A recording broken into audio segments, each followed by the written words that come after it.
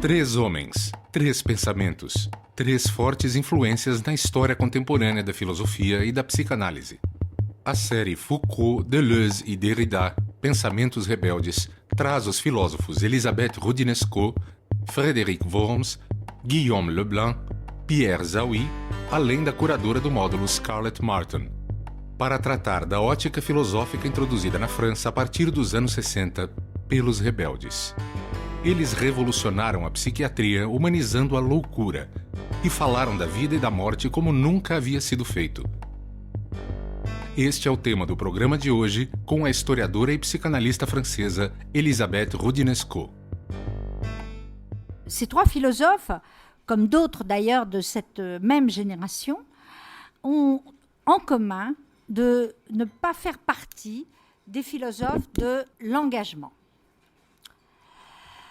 Ils ne font pas partie des philosophes de l'engagement du sujet et ils n'étaient pas sartriens, mais ils étaient tous les trois en tout cas, un peu comme Georges Canguilhem,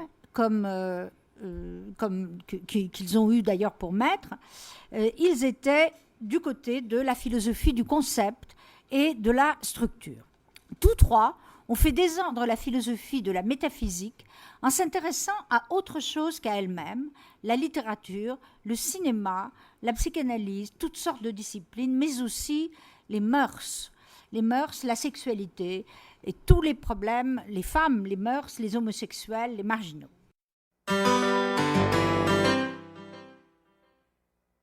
Je voudrais dire pour ma part que c'est l'œuvre de Foucault qui m'a le plus marqué pour mes propres travaux, alors que je l'ai peu connu. J'ai suivi certains de ses cours, mais je n'ai pas été proche de lui.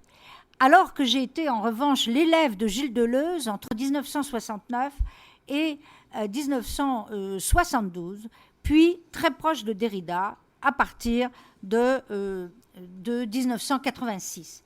Donc deux d'entre eux, je les ai très bien connus. Je vais d'abord vous parler pour Foucault de l'œuvre majeure, et c'est normal, j'aurais pu choisir autre chose, mais d'une œuvre majeure qui nous a tous marqués, c'est bien entendu l'histoire de la folie. Au moment de sa parution, cette œuvre, ces trois philosophes ont aussi en commun d'avoir été très violemment critiqués de leur vivant. Très critiqués, alors qu'aujourd'hui, leur œuvre et l'héritage apparaît comme quelque chose de classique. Au moment de la parution, au cours des années qui ont suivi la parution d'Histoire de la folie 1961, la critique des psychiatres, des psychologues et des historiens de la psychopathologie a été extrêmement violente. Michel Foucault dénonçait tous les idéaux sur lesquels reposait leur savoir. Il mettait en pièces la longue durée de l'humanisme issu de la refonte de Philippe Pinel, le fondateur de l'asile moderne, et il déclarait la guerre à toutes sortes de formes de réformisme institutionnel. O livro A História da Loucura não tinha por objetivo comparar a história dos loucos à de pessoas racionais, nem confrontar a história da razão com a da loucura. Tratava-se de uma mudança de perspectiva, contar a história do convívio incessante e modificador de ambas. Et c'est sur les œuvres les plus impétueuses de Georges Bataille et de Nietzsche que Foucault s'appuyait pour faire surgir de la raison occidentale non pas une sorte d'opposition dialectique, mais une part maudite, il empruntait le terme à Georges Bataille, irréductible à toute forme de maîtrise discursive. D'où le combat qu'il menait avec et contre les historiens pour donner la parole à une archive transgressive, c'est-à-dire souvent aux documents bruts, aux documents hallucinatoires, mais aussi à ce qu'il appelait le texte infâme, le texte maudit, à la trace non pas de l'expert, du juge ou du censeur, mais la trace du fou, du criminel et de l'assassin. En 1961, donc, lors de la parution du livre, l'histoire de la psychiatrie, l'histoire pieuse, l'histoire officielle, était tombée en désuétude. On commençait donc à étudier l'histoire des outils conceptuels propres à la psychiatrie et à ses différentes constructions et classifications. On appelle ça nosographie ou nosologie. Et à ces différentes mode de classification donc des comportements. Et de même, on tentait de montrer que l'histoire de la psychiatrie était la conquête progressive de la raison sur la folie et aussi de l'arrachement du fou au domaine de la magie pour essayer de l'approcher par le soin et par la rationalité. La folie, disait-on à l'époque, est naturelle à l'homme. Elle a toujours existé, elle remonte à la nuit des temps et, par une évolution constante, elle a été arrachée au regard porté sur elle par la pensée magique pour devenir un objet de science. On soulignait ainsi que l'appréhension de la folie, sa compréhension, était passée de l'obscurantisme au progrès, de la religião à l'humanisme et à l'universalisme. No momento em que a história da psiquiatria tinha se tornado honorável e racional por ter renunciado aos seus demônios, a obra de Michel Foucault questionou todas as conquistas destes especialistas. Autrement dit, il quittait le continuisme historique pour cette fameuse thèse des partages. Au lieu d'affirmer, disait-il en substance, que la naissance d'un arsenal conceptuel permet d'expliquer la présence de la folie dans la nature humaine, mieux vaut montrer que cet arsenal s'est construit sur l'illusion rétroactive d'une folie déjà donnée dans la nature. Dès lors, la folie n'est pas un fait de nature, disait-il, mais de culture. Et son histoire est celle des cultures qui la définissent, qui la disent et qui la persécutent aussi, qui la marginalisent. Aussi bien la science médicale, disait-il, n'intervient-elle que comme descriptif par rapport à cette chose qui n'est pas pensable, pas analysable. Les concepts de la psychiatrie ne sont donc pas adéquats à l'analyse de ce rapport et c'est pourquoi, pour en saisir la signification, il faut commencer par les écarter. Georges Canguilhem, qui avait accepté d'être le rapporteur de la thèse de Michel Foucault, cette thèse soutenue à l'université, comprit aussitôt qu'il s'agissait là d'une révision radicale de la manière psychiatrique de penser la folie. C'est donc la signification des débuts de la psychiatrie positiviste, avant la révolution freudienne, disait-il, qui est en question dans le travail de Foucault. Bien entendu, la question, comme tous les psychiatres et psychologues, les historiens de la psychopathologie eurent donc l'impression, comme je l'ai dit, que cette folie décrite par Foucault, qu'il n'avait pas su voir dans les archives, puisqu'il racontait surtout l'enchaînement des théories psychiatriques, que ce Foucault avait semblé magiquement exhumé, relevait d'une construction littéraire extrêmement brillante, mais irresponsable. À leurs yeux, cette folie ainsi réactivée de façon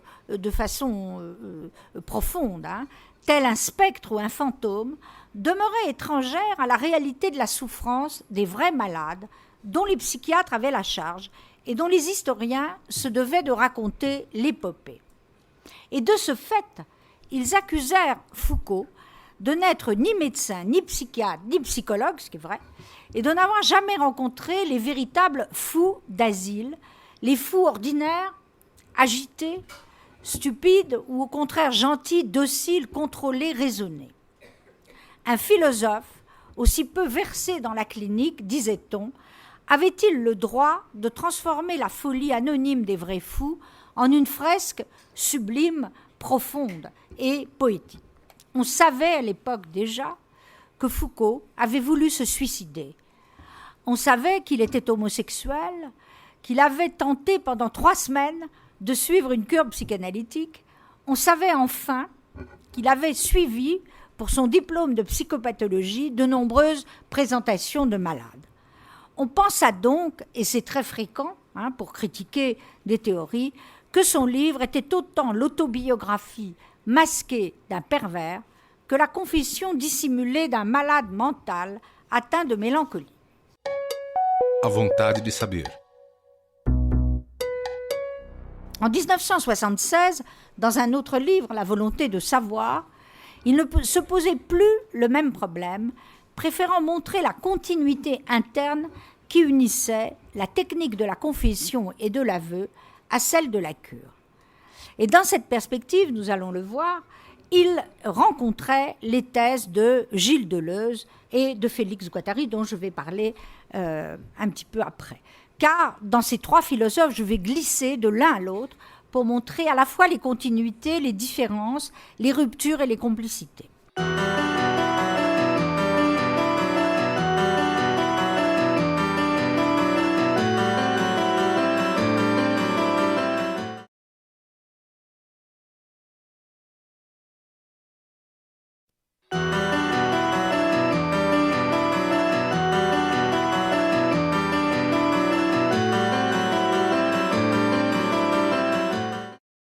Quant à la psychanalyse, Foucault, loin de la considérer comme une entreprise totalitaire, il soulignait au contraire combien elle lui était étrangère. C'est un des points qui m'a toujours beaucoup intéressé chez Foucault, très critique, bien entendu, et à juste titre, du conformisme psychanalytique, situant souvent les psychanalystes dans la continuité des prêtres ou des confesseurs, donc assez dur. Il avait compris que la théorie elle-même, c'est-à-dire la doctrine de Freud, était en rupture radicale avec ce qu'on appelait les théories de l'hérédité-dégénérescence, qui considéraient l'anormalité ou les anormaux comme des dégénérés, comme exclus en quelque sorte du genre humain. Ce jugement foucaldien, auquel je souscris volontiers, visait bien entendu la discipline elle-même, car c'est bien en tant que discipline que la psychanalyse est par essence incompatible avec les formes dictatoriales du fascisme et avec toutes les discriminations qui lui sont associées, racisme, antisémitisme, xénophobie. Como homem de diálogo sempre aberto aos debates, Foucault abraçou o combate suscitado por seu livro contra o poder psiquiátrico, ou o que ele chamava de o biopoder dos especialistas. Foucault a été, en quelque sorte, il a vu ce qui allait se passer dans l'histoire de la psychiatrie, c'est-à-dire sa disparition au profit de l'expertise et de l'idéologie sécuritaire. Donc cet héritage-là est fondamental. Foucault cherchait à troubler l'ordre du monde pour faire surgir de son apparence sa part obscure, son désordre et son hétérogénéité. Aussi s'engagea-t-il résolument dans cette aventure du concept, faisant de la conceptualité propre aux sciences humaines un objet de passion, sur lequel toute une génération, formée à l'université laïque et républicaine, était mise en demeure de réfléchir de façon critique. Dans cette perspective, Foucault accordait encore un statut privilégié à la psychanalyse, à la linguistique et à l'ethnologie. Elle visait à dissoudre, disait-il, la notion d'homme sans prétendre reconstituer l'homme comme une positivité observable. En ce sens, il y avait bien cet humanisme de Foucault. Là était la signification profonde des dernières lignes de l'ouvrage qui furent comprises notamment par Sartre et par bien d'autres encore comme un manifeste réactionnaire, hostile à toute forme d'humanisme alors que c'était de l'humanisme.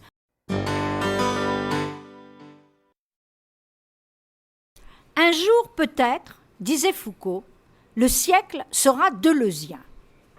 Étrange prophétie annoncée en 1969 lors de la publication par Gilles Deleuze de Différence et répétition et de logique du sens.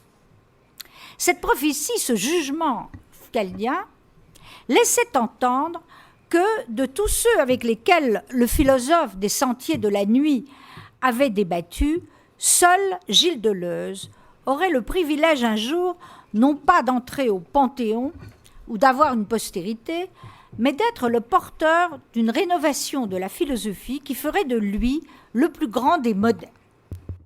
Deleuze foi o único dos três que não estudou na escola normal superior. Era professor de filosofia do segundo grau em instituições de prestígio em Paris. Também lecionou em universidades como a Sorbonne, a Universidade de Lyon e na Paris 8, em Vincennes, onde, com Félix Guattari, escreveu o mais iconoclasta de seus livros, o Anti-Édipo. Homem de esquerda, Deleuze era antes de tudo um historiador da filosofia e acreditava que a história poderia ter servido para impedir a criação dos conceitos. Alors, comme Derrida et comme Foucault, Deleuze fut détesté, accusé tel Socrate de vouloir corrompre la jeunesse par son enseignement. Il se vit reprocher un amour immodéré des drogues et de l'alcool, et il fut même comparé pour l'anti-Édipe à une sorte de dégénéré qui aurait fait, citation, l'apologie du pourri sur fumier de décadence, très violent. Enfin, il fut aussi traité d'antisémite pour sa défense d'un certain nombre de films, notamment un film qui était violemment anti-israélien. En réalité, il dérangeait ses interlocuteurs et ses lecteurs par une attitude paradoxale qui semblait toujours aller à contre-courant du discours rationnel. Gilles Deleuze était le philosophe des extrêmes et du rire, du grotesque et du sublime, du rêve et du désir, sans être le moins du monde romantique.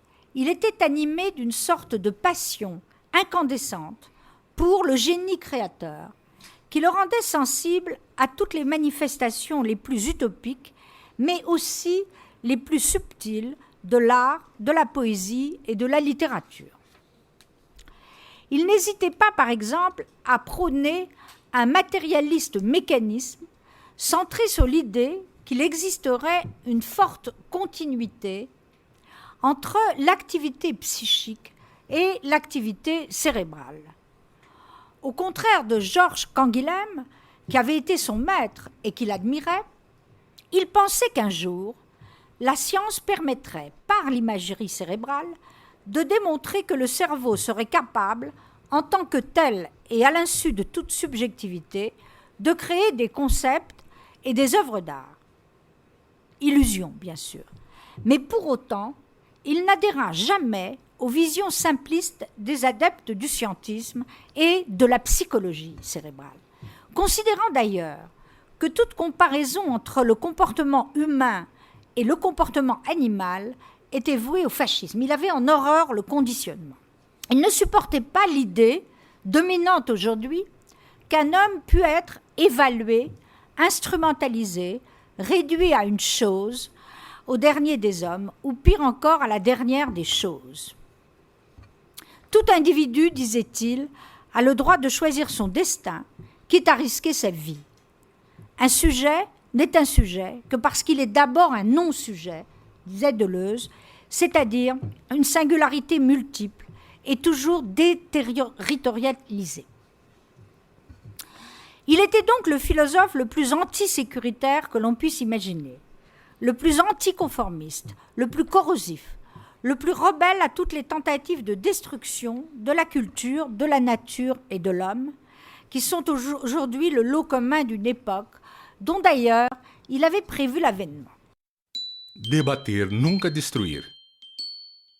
Deleuze admirava a potência subversiva de Sartre, mas gostava de destacar que a filosofia nunca deveria servir de instrumento de uma doutrina contra outra. Dans la même perspective, il affirmait que la prise de substances nocives, donc de drogue, devait être interrompue dès lors que le sujet se transformait en une loque incapable de travailler. Là était la limite. Et du coup, il n'hésitait jamais, en bon moraliste, à prôner l'abstinence et le contrôle de soi. Autrement dit, Deleuze accusait les représentants du pouvoir médical, et notamment les psychiatres, de fabriquer par des prescriptions excessives et à travers un dictat pharmacologique de véritables malades mentaux dépossédés de ce qu'il appelait leur vraie folie. En conséquence, il refusait non pas la science médicale, non pas l'approche biologique du psychisme, mais toute forme de médicalisation de l'existence, ce terme ayant été repris par le psychanalyste français Roland Gori. Il ne fut donc jamais le propagandiste de substances dangereuses et jamais il n'encouragea ses élèves à se droguer. Par certains côtés, lui, le grand philosophe de l'intempestif, des fibrilles, du décentrement, renouait en quelque sorte avec une tradition bien française, celle de Victor Hugo. Il y a quelque chose d'hugolien chez Deleuze.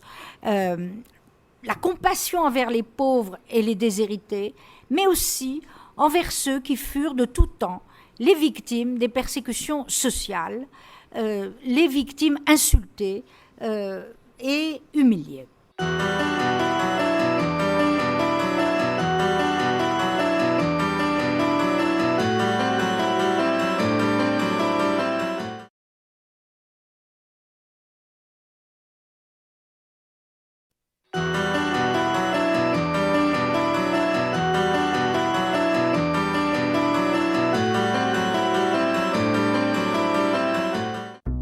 Gilles Deleuze era um admirador da canção popular francesa e suas aulas eram cantadas, como uma canção de Charles Trenet.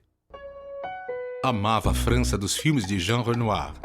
Preferia a fábrica ao teatro, o popular ao círculo fechado do ego, do eu, o Contiá à deriva às nações constituídas, a subversão dos fluxos às fronteiras. Telle était la formidable inventivité de ce qu'on peut appeler l'usine deleuzienne. Philosophe donc du rhizome, c'est-à-dire des racines, des radis à l'origine, il dynamitait les représentations trop classiques, symboliques et dogmatiques de la philosophie, préférant cheminer dans les coulisses d'une scène primitive, machine à fabriquer des concepts, plutôt que de réinventer sans cesse à coups de commentaires, la généalogie d'Hamlet, d'Antigone ou d'Édipe. Et c'est pour ça qu'il n'aimait pas du tout le complexe d'Édipe de Freud. En quoi d'ailleurs il n'avait pas tort. Il ne pensait pas non plus que le désir pût être libéré par des actions spontanéistes. Il soutenait plutôt, et de manière très sophistiquée, que le désir lui-même est un travail de l'inconscient. D'un inconscient conçu, disait-il, comme un agencement de territoires animaliers et musicaux, et non pas comme un théâtre ou une autre scène. Não é nem nos grandes bosques nem nas veredas que a filosofia é elaborada, mas nas cidades e nas ruas, mesmo com o que elas têm de mais irreal. Pour tous ceux qui, comme moi, connurent Félix Guattari et assistèrent au séminaire que délivra Deleuze à Vincennes entre 69 et 72, l'Anti-Édipe, reste aujourd'hui un grand livre qui permet de se souvenir à quel point, en unissant en une seule plume leur volonté commune de renverser les dogmes, les deux amis donnèrent au conformisme psychanalytique de l'époque une leçon de plaisir, de révolte et de liberté dont on souhaiterait évidemment qu'elle se répétât aujourd'hui sous d'autres formes. Et en fait, Deleuze s'en prenait à toutes les formes modernes, non pas de grand fascisme tel que ça avait été réalisé par les totalitarismes, mais ce qu'il appelait les petits fascismes ordinaires de la vie quotidienne, les petits fascismes ordinaires des sociétés libérales, ceux qui risquent toujours de nous mettre dans une servitude sans que nous nous en apercevions. Alors, bien entendu, comme Foucault, Deleuze était très proche de tous les mouvements de libération, beaucoup plus à gauche politiquement que ne l'était Foucault, mais en même temps, ils ont toujours agi beaucoup ensemble. Il avait sans doute raison, donc je le répète, Foucault avait sans doute raison d'affirmer qu'un jour le siècle serait deleuzien, parce qu'un jour peut-être, le siècle ressemblerait à ce cauchemar imaginé par Deleuze, l'avancée d'un fascisme, d'un petit fascisme ordinaire dans la vie de chacun. Il est probablement celui qui a le mieux pensé le statut du sujet et de l'individu dans les sociétés libérales ou post-libérales.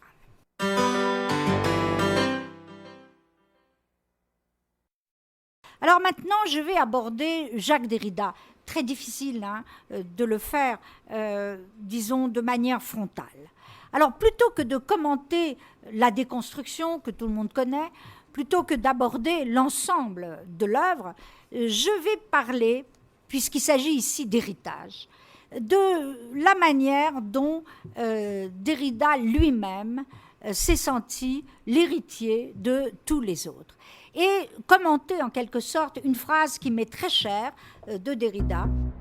Para ser fiel a uma herança, realmente fiel, é preciso ser eminentemente infiel. C'est une phrase typiquement derridienne, mais qui veut dire ce qu'elle veut dire. Déconstruire et non pas détruire. C'est-à-dire à la fois hériter et innover. Donc être infidèle à ce qu'on défend. Autor de mais de 80 livros, Derrida é o filósofo do questionamento e da desconstrução das relações de oposição entre razão e loucura, masculino e feminino, fala e escrita, vida e morte. Derrida se considerava herdeiro de todos os outros filósofos. Ele foi o último de sua geração a morrer e por isso pôde dizer adeus a todos os outros, em sua obra Cada vez único o fim do mundo. Alors il a rendu hommage à tous ceux dont j'ai parlé, bien sûr Michel Foucault, mais aussi Louis Althusser, Gilles Deleuze, Lévinas, Lyotard, Blanchot, etc. Jamais à ma connaissance un texte aussi beau n'a été écrit sur les morts, sur la mort ou l'adieu aux morts, qui ont compté dans la vie d'un homme. La loi qui régit les relations que chaque sujet entretient avec l'ami mort, et donc avec la mort et avec l'amitié, est une loi structurale et universelle. Une loi inflexible et fatale, disait Derrida, de deux amis, l'un verra forcément l'autre mourir. Cette mort, quand elle advient, n'est pas seulement la fin de telle ou telle vie, mais la fin de quelque chose en totalité. En conséquence, aucun deuil n'est possible. Mais, comme l'absence du deuil risque toujours de rendre fou l'ami qui demeure, seule la mélancolie, disait-il, permet l'intégration en soi de la mort de l'autre et la poursuite de la vie. Jamais quiconque, me semble-t-il, ne peut dire la mort avant la venue de la mort. Et quand cela se produit, quand un adieu est écrit à l'avance, comme un meurtre de la mort, il s'agit d'un meurtre de la mort en quelque sorte, et dès lors l'imposture se lit entre les lignes. La mort est alors privée du possible récit de sa mort, et celle-ci identifiée à un néant. Trahison de la chronologie, trahison du temps nécessaire à la venue de la mort et à sa narration ou à sa célébration. Séparation ultime, l'adieu, tel que l'a conçu Derrida, s'énonce depuis la vie comme le moment où s'entremêlent la mort vécue, la mort subie et la mort cérébrée, la mémoire de la mort. Dizer adeus significa, para aquele que parte, entregar a Deus a alma daqueles que ficam. Para aquele que fica, entregar a Deus a alma do morto é viver eternamente a memória da amizade. Et c'est en cela que Derrida, qui était probablement le moins historien de ces trois philosophes, a rejoint par ce rapport à la mémoire et à l'adieu, la transmission de l'héritage et aussi de l'histoire. Derrida se inspirou em Freud, que considerava a melancolia ligada ao luto como uma neurose narcísica. Mas, quando Freud perdeu sua filha e seu neto, compreendeu que alguns lutos são inconsoláveis. À partir de la fin du XVIIIe siècle, et plus encore à la fin du XXe, la transgression de cette règle sera vécue comme une anomalie plus vive encore. Donc la mort de ceux qui doivent mourir après.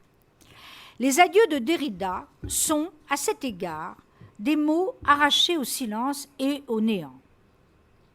In memoriam, le goût des larmes. À force de deuil, il me faudra errer tout seul. Se cada vez é única, quer dizer que cada tem direito a uma despedida singular, mesmo se é uma repetição da mesma evocação de perda. Jacques Derrida a construit son discours, rendant à chacun sa mort, comme la trace instantanée de ce moment unique où se produit le passage de la vie à la mort. Aussi peut-il rappeler à lui toute la mémoire enfouie d'une existence fragmentée. Chaque fois, un détail surgit de l'ombre pour que soit avivée la mélodie de cette loi inflexible et fatale qu'est la mort. Avoir un ami, le regarder, le suivre des yeux, l'admirer dans l'amitié, c'est savoir de façon un peu plus intense et d'avance meurtrie, toujours insistante, l'inoubliable de plus en plus que l'un des deux, fatalement, verra mourir l'autre. Les adieux de Jacques Derrida ne sont donc ni des éloges funèbres au sens classique, ni des nécrologies, ni des récits d'agonie. Il n'a pas choisi de dire le moment de la mort, ni la dégradation des chairs, ni l'horreur du visage. Il n'a pas raconté les derniers jours d'Emmanuel Kant, il n'a pas rédigé un Baudelaire dernier temps ou un Voltaire en train de mourir. Il n'a pas eu à témoigner, comme l'a fait Simone de Beauvoir, d'une cérémonie des adieux. Entre rupture et retour, entre séparation, adieu, et réintégration de l'autre en soi, en bref, entre l'adieu et le revoir, il laisse entendre à demi-mot la douleur et la défaillance, et surtout la structure narrative et presque ontologique de tout récit de mort et d'amitié. Un homme devra disparaître avant l'autre. Et, finalement, sur Deleuze. La génération dont parle Derrida est présentée avec des guillemets. À chaque fois, il a rendu hommage à ses morts. Comme si le mot portait l'empreinte d'un historicisme suspect. Mais moi, je l'aime bien, ce mot de génération. Et puisqu'on est ici, en effet, pour célébrer un héritage, en quelque sorte, je pense que les autres philosophes vont en parler, et puis cet héritage qui consiste à être à la fois fidèle et infidèle, donc de faire vivre une histoire, je pense que cette génération, celle-là même dont je parle ici, en est bien nulle, malgré la disparité de ses acteurs.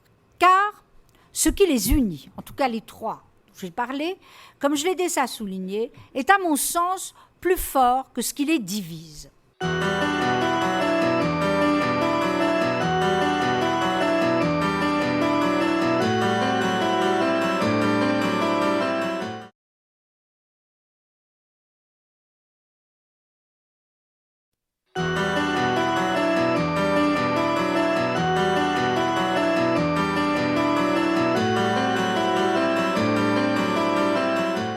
On pourrait multiplier à l'infini la liste de ces mots endeuillés qui ponctuent les adieux de Jacques Derrida à ses amis, mais on peut aussi se poser d'autres questions.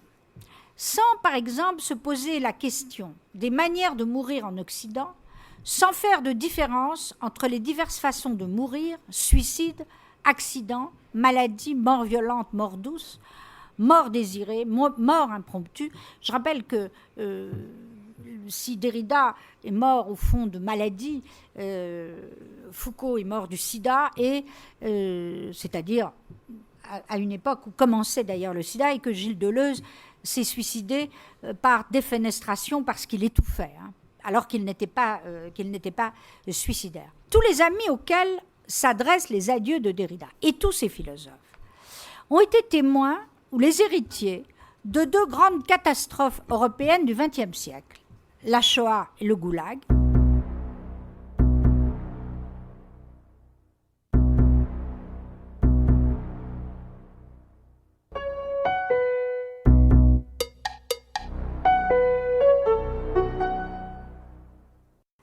Ils ont aussi été les acteurs et les spectateurs de la fin des empires coloniaux, de la révolte de la jeunesse estudiantine et de l'effondrement du communisme. Et si chacun d'entre eux a été confronté à un moment de sa vie à la question du génocide des Juifs, ne serait-ce d'ailleurs qu'en interpellant de façon radicale les prises de position de Heidegger, qui a été, comme on le sait, nazi, aucun ne fut réellement engagé dans la lutte anti-nazie, trop jeune, les trois, et comme l'avait été la génération d'avant. Certes, il existe dans cet ensemble de multiples filiations souterraines où 3 générations au moins se croisent. L'une née au début du siècle, la deuxième durant l'entre-deux-guerres, la troisième, la mienne, entre 1940 et 1945. J'ai situé Georges Canguilhem, leur maître à tous, né au début du XXe siècle, la deuxième durant donc l'entre-deux-guerres, Derrida, Foucault, Deleuze, et la nôtre, la mienne, entre 1940 et 1945. 3 gerações. O que elas trouxeram à luz do dia? Au risque donc d'une certaine approximation, je voudrais définir quelques traits communs à cette génération qui en réunit 3. Qu'elle soit issue de la phénoménologie ou qu'on l'appelle structuraliste, post-structuraliste, anti-structuraliste, elle rassemble des auteurs qui ont pour caractéristique d'avoir mis en cause la nature du sujet et d'avoir mis au jour ce qui se cache derrière l'usage de ce pronom. Au lieu de s'en tenir à l'idée que le sujet serait tantôt radicalement libre, au sens sartrien, et tantôt entièrement déterminé par des structures sociales ou langagières, les penseurs de cette génération ont préféré douter du principe même de cette alternance.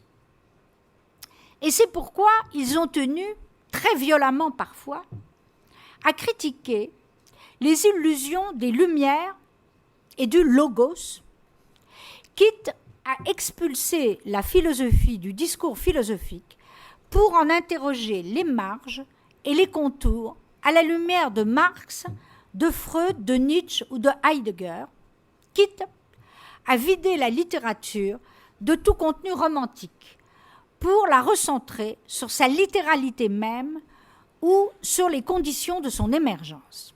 Ainsi donc, s'enchaîne l'histoire des uns à celle des autres, une histoire de vie et de mort, où se tissent les liens de l'au revoir et de l'adieu, de la fidélité et de l'infidélité, de la mort subie ou vécue, et de l'adieu que l'on fait à celui qui reste, de l'adieu que l'on adresse aussi à celui qui part.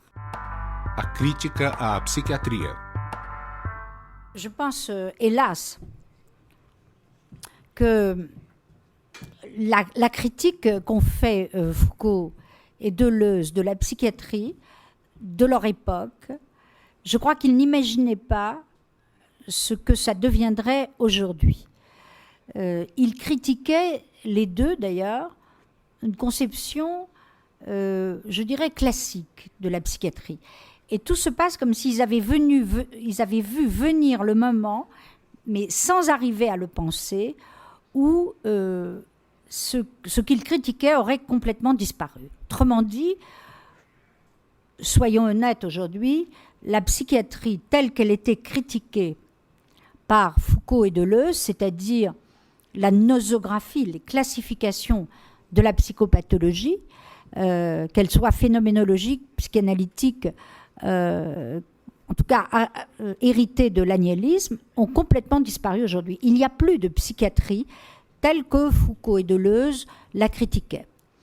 La psychiatrie d'aujourd'hui, je ne sais pas quel avenir elle a, mais mondialement, elle a été réintégrée entièrement dans la neurologie, d'une part, c'est-à-dire que dans le tout organique, il n'y a plus de psychiatrie humaniste phénoménologique telle qu'elle était critiquée à l'époque. Donc, on peut même dire que l'antipsychiatrie a été un des derniers moments, un des derniers sursauts de la psychiatrie pour continuer à exister, c'est-à-dire l'approche du sujet.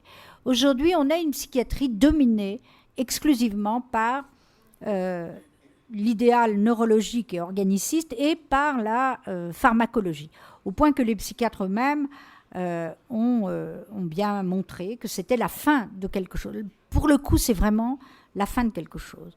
Les classifications sont purement comportementales, n'ont rien à voir avec une théorie du sujet, et c'est d'ailleurs de là que dérive la crise de la psychanalyse, puisqu'elle n'est plus portée comme elle l'a été par la psychiatrie.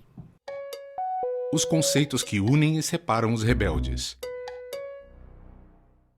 Je dirais que Foucault et Derrida restent attachés beaucoup plus que Deleuze, à la notion de tragique, à la représentation classique du tragique.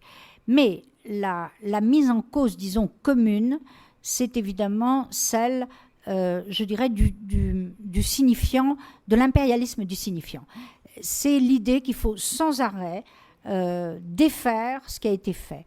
Alors, on dira quand même que ce qui se ressemble beaucoup chez Deleuze et chez Derrida, c'est la déconstruction. Les deux, l'un déconstruit la métapsychologie, déconstruit la métaphysique, l'autre va vers le multiple. Et quant à Foucault, c'est un petit peu différent, mais il y a aussi cette idée, finalement, dans le dernier Foucault, d'abandonner le terrain strict de la philosophie pour aller s'occuper des vies personnelles. Le dernier Foucault, et notamment je pense à celui qui a voulu étudier la vie des hommes infâmes, hein, comme il l'a intitulé lui-même, c'est aller vers le plus extrême. Ils ont ça en commun. Mais en même temps, ils étaient tous les trois extrêmement différents. Donc je dirais qu'il y a à la fois quelque chose de commun et quelque chose de très différent. Hein. Mais c'est sûr que, par certains côtés, Deleuze est celui qui a été le plus loin dans la défaite, la déconstruction, la critique de toute la notion de l'un. Hein. Du point de vue clinique, c'est sûr que Deleuze est resté attaché, à travers Guattari, à une conception finalement assez classique du traitement psychiatrique. Mais enfin, ça, c'est un autre débat. En tout cas, sur la notion de créativité, je pense que c'est ça ce qui les unit et ce qui les différencie. A herança dos pensadores rebeldes para o mundo de hoje. Pour résumer, hein, ce qu'ils peuvent apporter aujourd'hui comme héritage de rébellion, c'est précisément ça. D'abord, le décloisonnement des disciplines. Ils étaient à la fois des philosophes rigoureux et en même temps des philosophes qui faisaient parler la philosophie autrement que dans des systèmes clos. Donc à la fois des intellectuels qui parlaient sur la place publique, dans un monde où il n'y avait pas encore les médias, aussi importants, et en même temps qui restaient d'une très grande rigueur d'approche. Je dirais que la caractéristique, hein, pour résumer, c'est que précisément tous les sujets pouvaient les intéresser, que ce soit la famille, les mœurs, la sexualité, l'individualisme, pas seulement un engagement politique classique, mais quelque chose qui serait l'introduction du politique dans la vie quotidienne, dans une manière de réfléchir à tous les objets qui nous entourent. Donc, en effet, ne jamais se soumettre à l'ordre établi, toujours avoir une visée critique de tout ce qui peut se reconstituer en permanence sous nos yeux comme pensée dogmatique. Et bien entendu, c'est ça cet héritage, hein, l'idée d'être à la fois fidèle à l'histoire, fidèle à ce qui est transmis comme savoir, et en même temps d'être dans cette posture critique. Hein, c'est quand même, c'est ça le paradoxe. Et puis je retiendrai aussi comme grand paradoxe cette idée qu'on est à la fois libre, responsable et en même temps déterminé par quelque chose qui nous échappe à notre insu. C'est pour ça qu'ils ont tous les trois pris comme objet, j'insiste évidemment, la pensée de Freud, qui introduisait en quelque sorte cette idée. Aussi, hein, la question par rapport au populisme ou à la culture de masse, il y avait à la fois un certain élitisme et en même temps une ouverture, hein, à ce que pouvaient être des objets qui nous touchent de la façon la plus quotidienne.